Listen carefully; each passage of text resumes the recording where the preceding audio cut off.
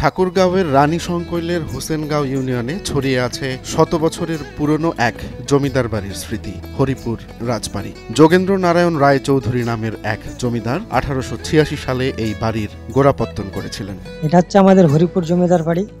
এই জমিদারের নাম ছিল যোগেন্দ্র নারায়ণ রায় চৌধুরী। এটা হচ্ছে স্থাপিত হচ্ছে 1886 সালে। এটা এখন পরিত্যক্ত অবস্থায় আছে। এটা সংস্কারের জন্য আমাদের প্রত্যন্ত অধিদপ্তর মন্ত্রণালয় থেকে কাজ চলতেছে। এটা কিছুদিনের মধ্যে আমাদের সংস্কার হবে।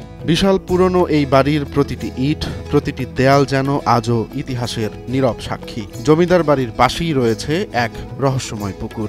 লোকমুখে শোনা যায় 1000 বছর আগে এই পুকুর নাকি খনন করেছিল জিনেরা। অনেকের বিশ্বাস, কোনো অনুষ্ঠান হলে আগের দিন ভোগ দিলে অলৌকিকভাবে পাওয়া যেত থালা বাসন।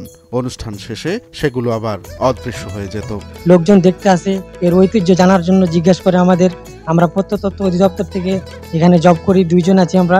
পুকুরটির আয়তন প্রায় 360 বিঘা। চারপাশে গড়ে উঠেছে লিচুর বাগান, রয়েছে দোলনা, বিশাল নৌকা, ওভারব্রিজ, মসজিদ আর মন্দির। জমিদার বাড়ি আর পুকুরের গল্প মিলিয়ে জায়গাটি এখন মানুষের প্রিয় বিনোদন কেন্দ্র হয়ে উঠেছে। এটা হচ্ছে হরিপুর রাজবাড়ি। তো এটা প্রায় 1400 আগে থেকে এখানে আছে এবং তৈরি হয়েছে 1400 আগে থেকে।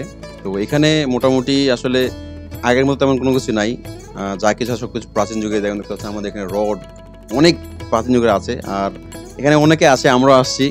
তো আসলে আদিম যুগের অনেক কিছু স্মৃতি আছে যেগুলো আমরা দেখতে পাচ্ছি এখানে এসে, যেটা আমাদের হরিপুরে হয়তো বা অন্য কোথাও নাই। রানী সঙ্গে আছে, বাট হরিপুরের ভিতরে এটাই একটা, যে আমাদের এখানে প্রাচীন যুগে অনেক কিছু দেখা যাচ্ছে। তো আসলে মোটামুটি ভালো লাগতেছে, আর ঘুরতেছি, পিক তুলতেছি।